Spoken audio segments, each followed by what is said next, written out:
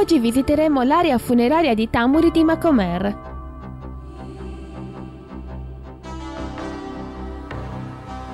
L'area di Tamuri, sistemata sopra un altopiano, è in sostanza un'area funeraria complessa.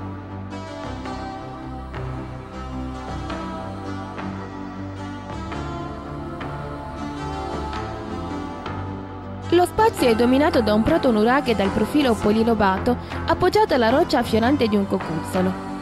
La struttura atturrita si sviluppa come torre arcaica contornata da un bastione a cui vennero aggiunte 2 torri e ulteriormente un complesso di 15 capanne. Alcuni studi parlano di abitato, ma le ipotesi più accreditate delineano un impianto funerario in cui le strutture allungate, identiche a quelle di Santa Cristina di Pauli Latino, sembrerebbero degli Eron, ovvero delle sepolture, o delle tombe dei giganti arcaiche senza emiciclo. L'area, delimitata da un antemurale, denota una conformazione come quartiere funerario e comprende al suo interno delle tombe dei giganti e un dolmen.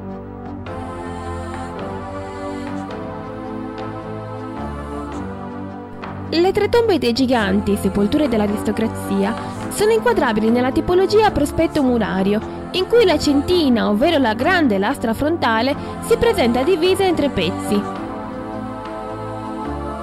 Per quanto riguarda la tomba A, il portello è collocato a chiudere il corridoio funerario, mentre gli altri 2 pezzi a cui si fa riferimento rimangono sul sito ma smontati dal contesto.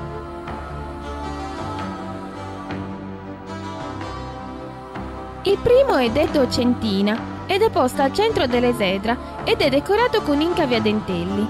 Il secondo, definito lunotto, è leggermente spostato dalla tomba, presenta una forma pentagonale e sulla faccia a vista mostra uno sbalzo ad ogiva. L'elemento maggiormente conosciuto del sito sono però i 6 betili, tutti finemente rifiniti di forma ogivale. In 3 di essi sono presenti 2 pozze mamellari.